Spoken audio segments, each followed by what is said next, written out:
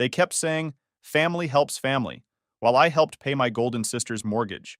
But when I asked for help while I was about to lose my business, they all ghosted me.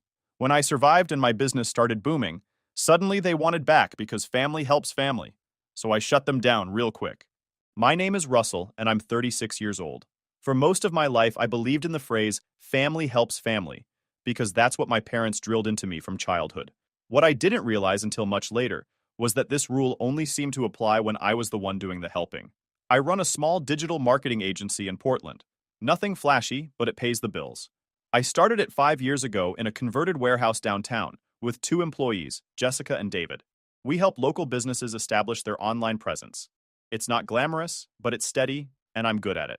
My sister Caroline is 3 years younger and has always been the family star.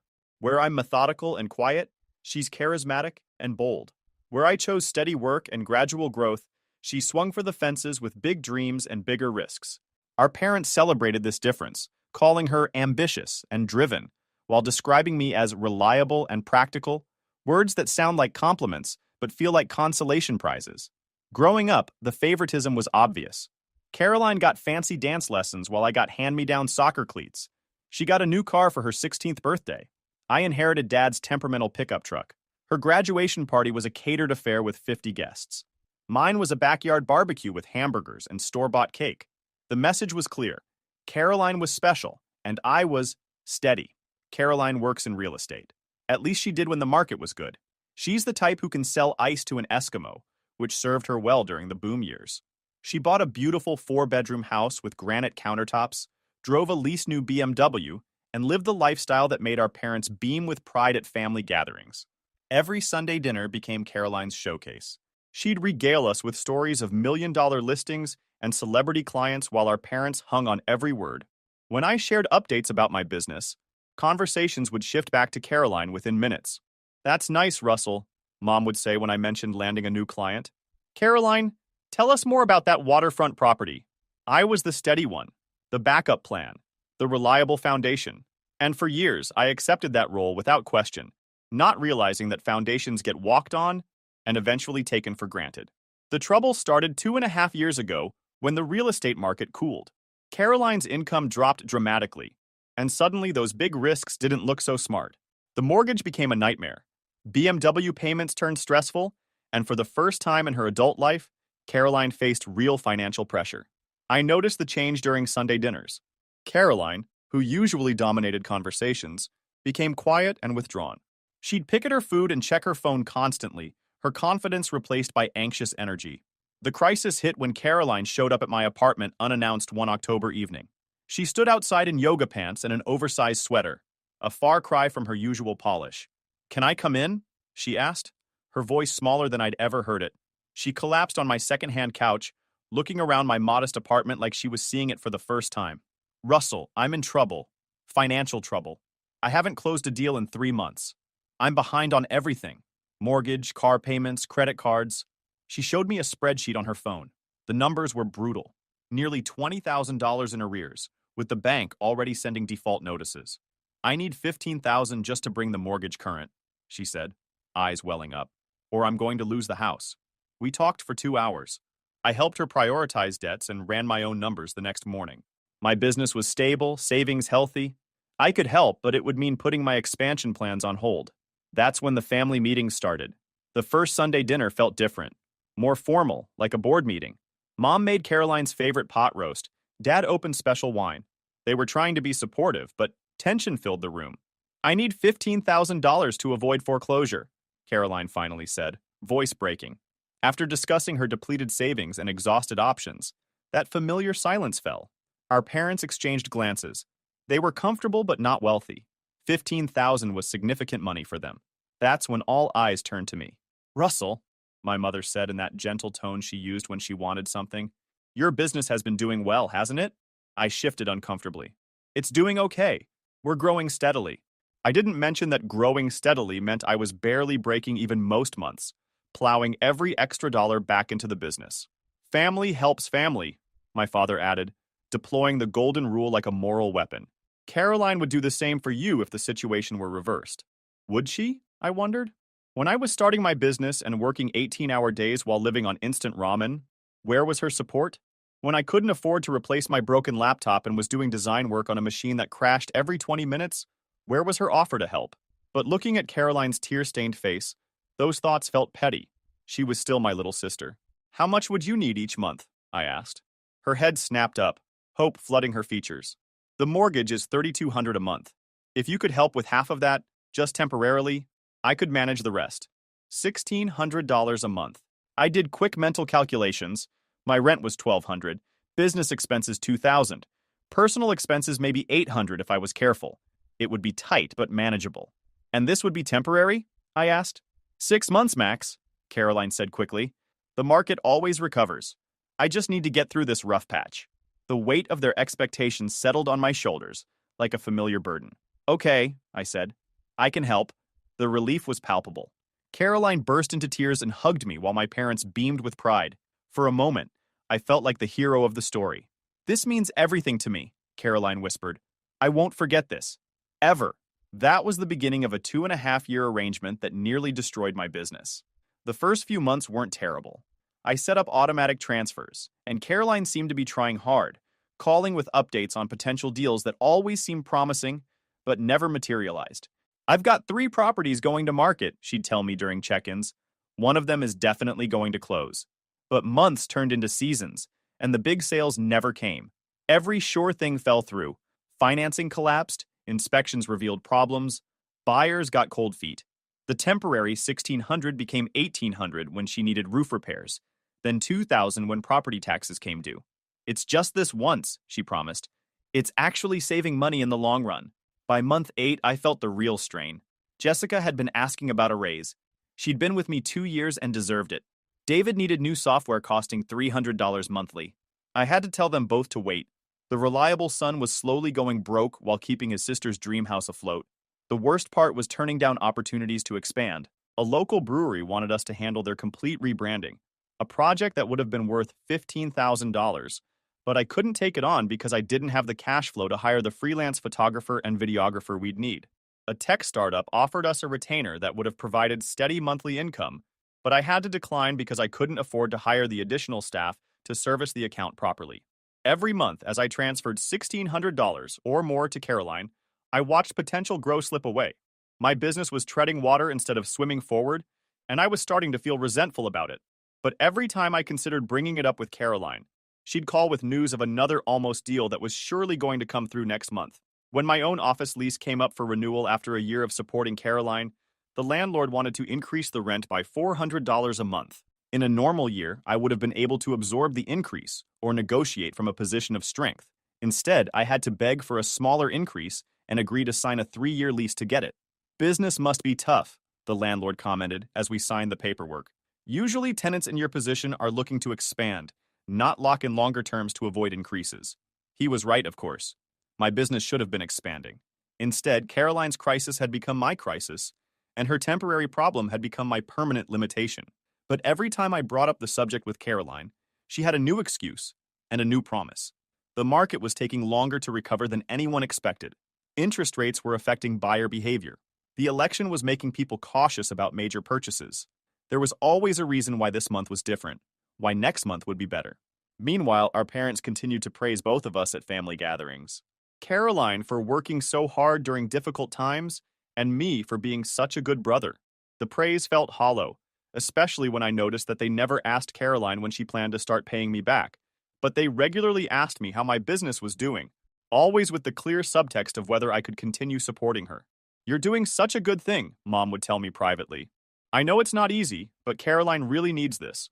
She'll turn things around soon. Family helps family, Dad would add, whenever I looked tired or stressed. That's what we do for each other. But I started to notice that the help only seemed to flow in one direction.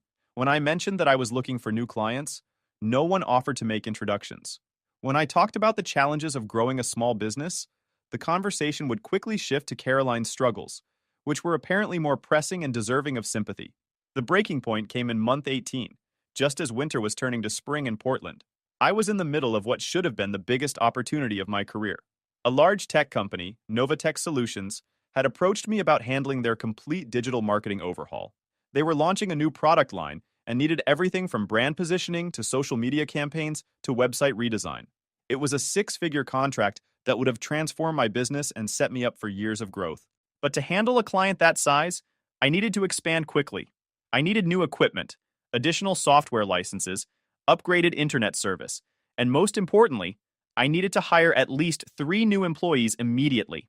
The math was brutal but simple. I could either keep supporting Caroline, or I could seize this opportunity. I couldn't do both. The Novatech project manager, a sharp woman named Lisa, was clear about the timeline. "We need to know by Friday if you can handle this scope," she told me during our final meeting. "We've got other agencies interested, but your portfolio impressed us. The question is whether you have the bandwidth." I went home that night and spread all my financial records across my kitchen table. Bank statements, business expenses, Caroline's payment history, everything laid out in stark black and white. The numbers didn't lie. Between Caroline's monthly payments and my limited cash reserves, I couldn't afford to hire the staff I needed for the Novatech contract.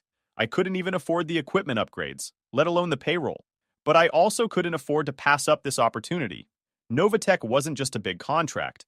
It was the kind of client that would establish my agency as a serious player in the market. Other companies would take notice.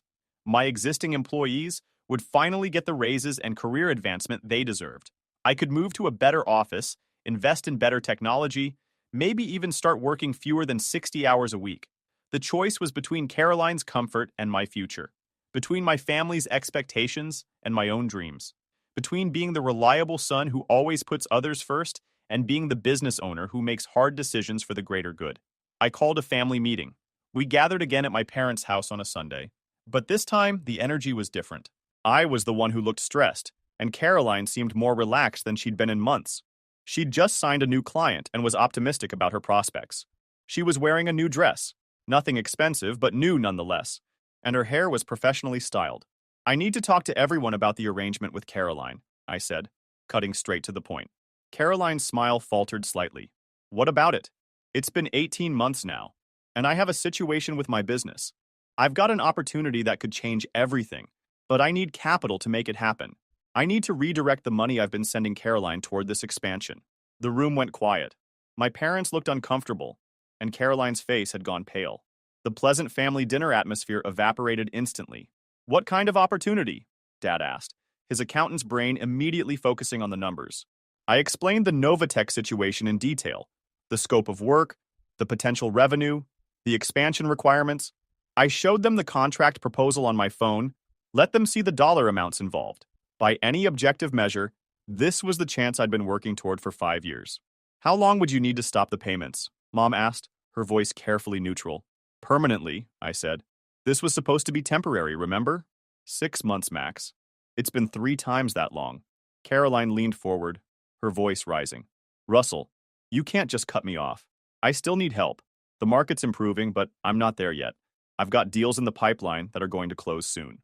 "You've had deals in the pipeline for 1.5 years," I said, trying to keep my frustration in check. "I understand that the market is tough, but I can't carry both of us indefinitely. This contract could set my business up for years. It's not just about me. I'll be able to hire people, create jobs, contribute more to the economy." My father frowned. "But Caroline will lose her house if you stop helping, and I'll lose my business if I don't take this opportunity. I've already had to turn down smaller contracts because I don't have the resources to handle them properly.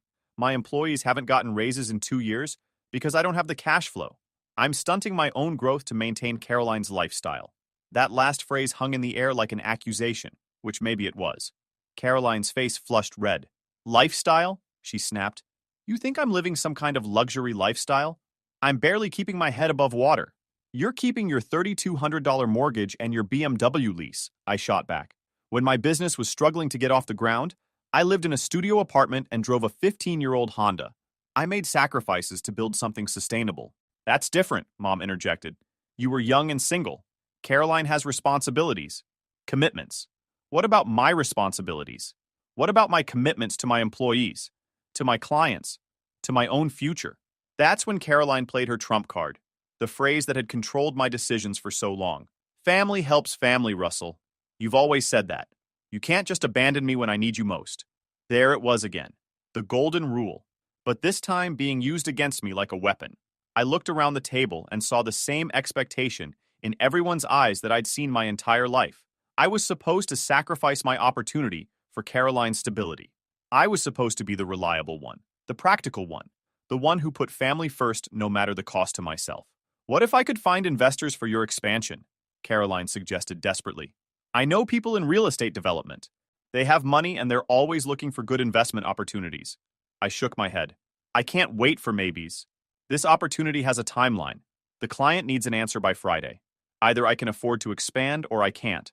Either I take this contract or someone else does. But if you just give me a few more months, Caroline pressed, I know things will turn around. I can feel it. The market's shifting, and I've got several hot prospects. You've been saying that for 18 months, I said, my voice harder than I intended. How many more months? How many more almost deals that fall through at the last minute? How long am I supposed to put my life on hold? The meeting ended without resolution, but the pressure was clear. I was being asked to choose between my family's approval and my business's future. The choice, when I really thought about it, wasn't as hard as I'd expected it to be. That Thursday night, I lay awake staring at the ceiling of my small bedroom. My laptop was open beside me, showing the Novatech contract for the 100th time. 6 figures. A chance to finally build the business I'd dreamed of. Security for my employees. A future that wasn't dependent on scraping by month to month. I thought about Caroline, about the house she'd bought at the peak of the market, about the dreams she'd chased without considering the risks. I thought about my parents, about their disappointment when I inevitably let them down. I thought about the golden rule that had shaped my entire life. Family helps family. But for the first time, I asked myself a different question. Who was helping me? When Caroline needed money, the entire family mobilized to support her. When I needed understanding, support, or even just acknowledgement of my sacrifice, where was that same energy? When I talked about my business challenges, was anyone offering to help? Or were they just making sure I could continue being Caroline's solution? I realized that family helps family had always meant Russell helps family. Everyone else was family. I was the help. Friday morning, I called Lisa Chen at Novatech. I'll take the contract. That afternoon, I called Caroline and told her that the monthly payments would end with the next one. I offered to help her find other solutions, to look at her budget together, to brainstorm alternatives. But the money had to stop. You're abandoning me, she said, her voice cold with anger. After everything our family has done for you, this is how you repay us? What has our family done for me, Caroline? I asked quietly. I've been supporting you for 18 months. When did you last support me? She hung up on me. Within an hour, my phone was buzzing with calls and texts. My mother was disappointed in my selfishness and couldn't believe I was choosing money over family. My father thought I was making a huge mistake and forgetting what family means. Caroline sent a series of increasingly angry messages, accusing me of abandoning her when she needed me most, and caring more about money than the people who loved me. But the most telling response came from my Aunt Linda, my mother's sister, who'd always been on the periphery of our family drama. She called that evening, and I expected another guilt trip. I heard about your decision, she said. Yeah, I'm sure you did. Good for you. That stopped me short. What? I said good for you. It's about time someone in this family told Caroline that actions have consequences. Linda went on to tell me things I'd never known. How Caroline had borrowed money from her 2 years ago and never paid it back. How she'd promised to help their cousin's son with college connections, but never followed through. How she'd taken credit for organizing their mother's funeral arrangements when Linda had done all the work. Your parents have spoiled her rotten, Linda said bluntly. And they've taken advantage of your good nature for too long. Family helps family? Well, when was the last time anyone in this family helped you? After we hung up, I sat in my empty apartment and felt something I hadn't experienced in years. Peace. For the first time in my adult life, I'd made a decision based on what was best for me, not what was expected of me. It was terrifying and liberating at the same time. The worst part was the silence that followed. After the initial barrage of angry communications, my family went quiet. No more Sunday dinners, no more casual check-in calls, no more family group chat messages. I'd been effectively ghosted by the people who'd spent my entire life telling me that family was the most important thing. The irony wasn't lost on me. When they needed my help, family was everything. When I needed their understanding, I was suddenly on my own. But I had work to do. The Novatech contract was everything I'd hoped for, but scaling up quickly while managing cash flow was incredibly challenging. I worked 18-hour days, lived on coffee and determination, and slowly built the team I needed to deliver on my promises. My first hire was Sarah, a brilliant social media strategist who'd been freelancing for various agencies. She was expensive, more than I'd ever paid anyone before, but worth every penny. Next came Miguel, a web developer whose portfolio made my old work look amateurish. Finally, I brought on Tom, a project manager who could juggle multiple campaigns without breaking a sweat. The first few months were brutal. Learning to manage a larger team, coordinating complex campaigns, dealing with the growing pains of expansion, it all happened while I was still processing the emotional fallout from cutting off my family. There were nights when I questioned my decision. Caroline's house did go into foreclosure, and I heard through mutual friends that she'd had to move back in with our parents.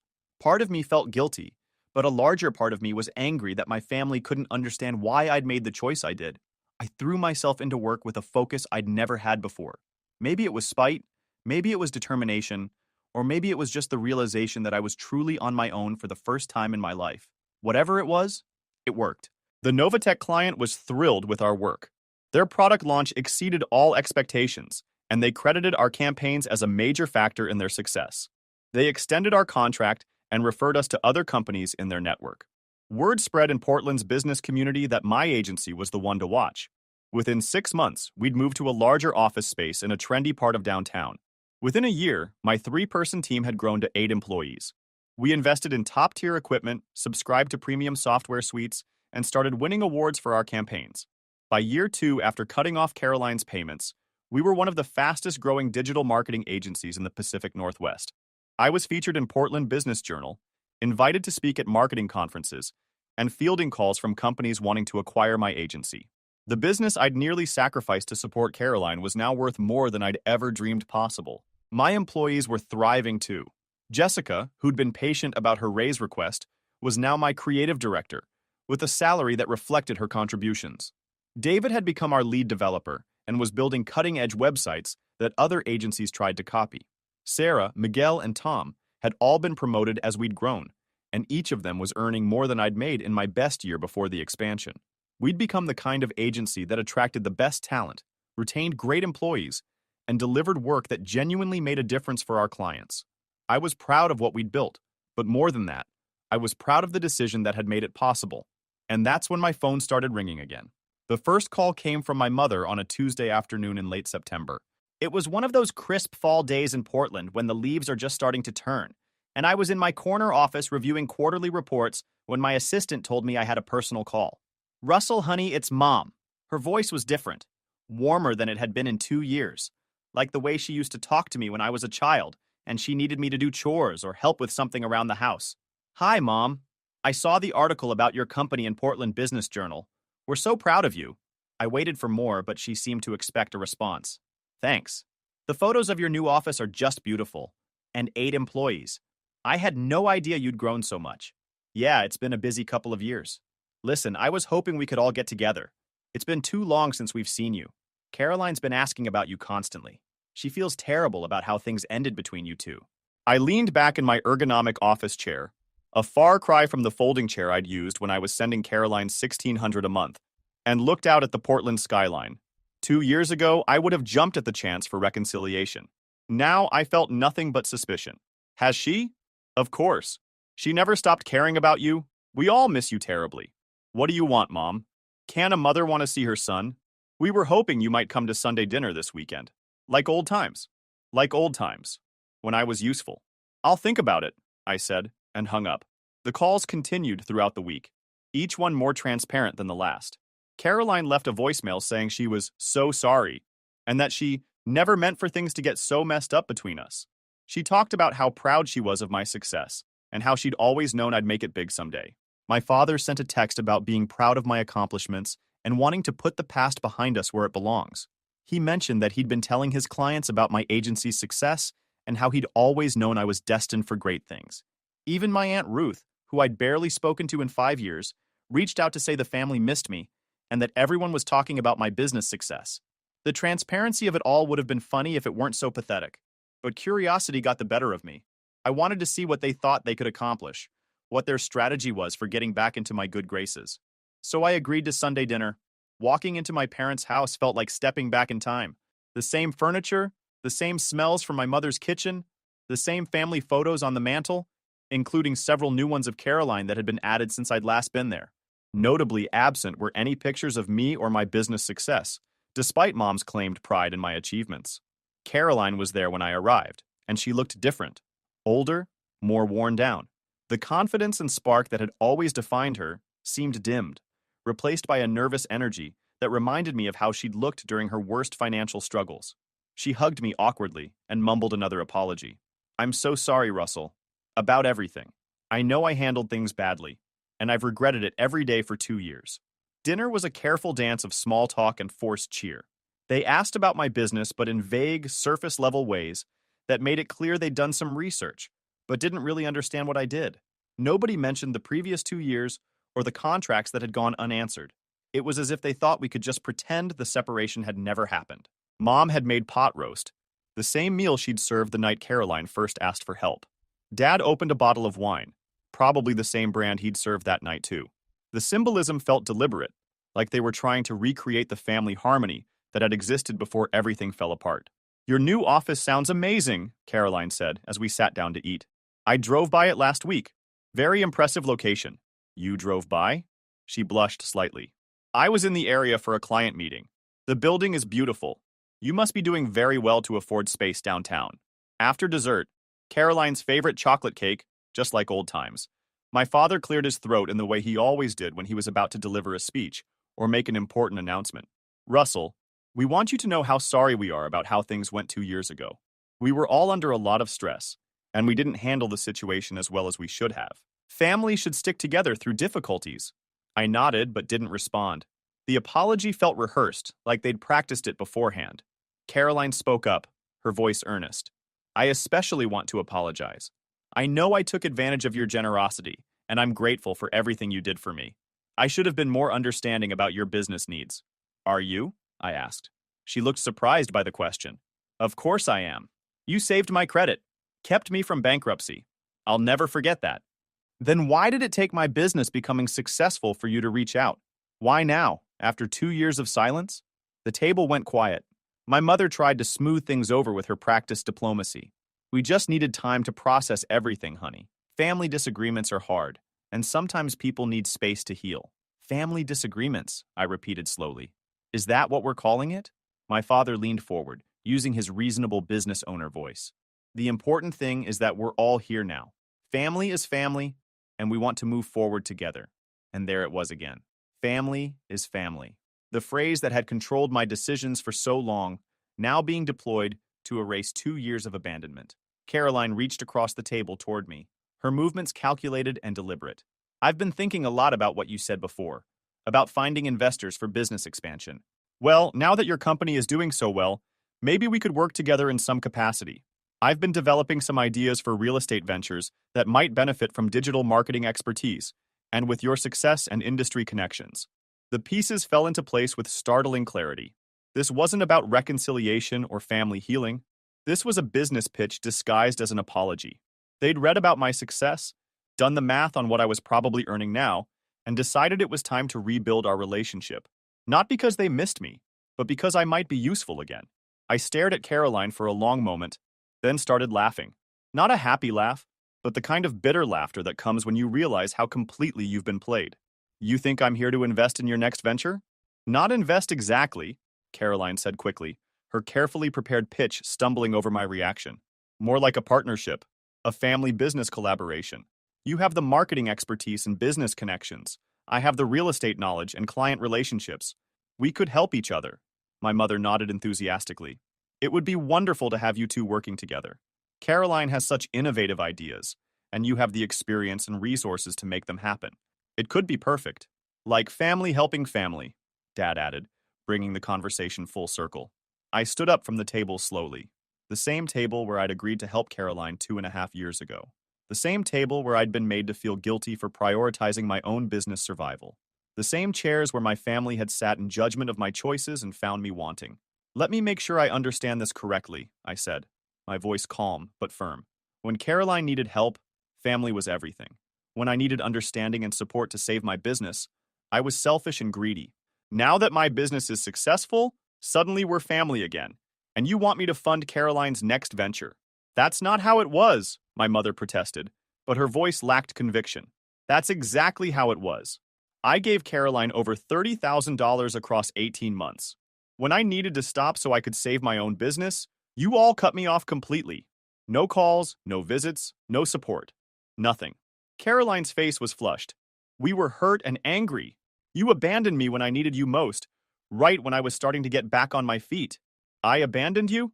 I supported you for a year and a half longer than we originally agreed. I sacrificed opportunities for my own business to keep your house afloat. I turned down contracts, delayed hiring, put my employees' raises on hold, all so you could maintain your lifestyle. And when I finally had to choose between your comfort and my survival, you disappeared. My father tried to intervene, using the same patronizing tone he'd used when I was a child. Son, we all made mistakes. Let's not relitigate the past. What matters is moving forward as a family. The past? I turned to face him directly. Dad, you taught me that family helps family. That was your rule, your moral standard that shaped how I understood relationships and loyalty. But apparently, that only applies when I'm the one helping. When I needed my family's understanding and emotional support during the most challenging period of my career, where were you? We needed time, my mother said weakly, recycling her earlier excuse. 2 years of time, right up until you read about my success in a magazine. The room was silent except for the ticking of my mother's antique clock and the distant hum of the dishwasher. I looked around the table at their faces, embarrassed, defensive, calculating. These people had shaped my understanding of family loyalty, and now I was seeing it for what it really was, a one-way street that ran straight to their benefit. Caroline, I said, my voice softer now, but no less firm. Do you know what happened to my business after I stopped supporting you? She shook her head, and I could see in her eyes that she genuinely didn't know. None of them had cared enough to ask. It almost failed. Not because the work wasn't good, but because I'd been bleeding money for so long that I didn't have the resources to handle growth when it came. I worked 18-hour days for months. I ate ramen noodles for dinner more nights than I can count. I had to let go of my apartment and sleep in my office for 3 months to save money for payroll and equipment. Her face paled. I didn't know. You didn't know because you didn't ask. None of you did. You were all so focused on what I'd taken away from Caroline that you never wondered what it cost me to give it in the first place. I walked toward the front door, then turned back to face them one final time. I survived because I had to, because I learned that the only person I could truly count on was myself. My business succeeded because I stopped trying to carry other people's responsibilities and started focusing on my own potential.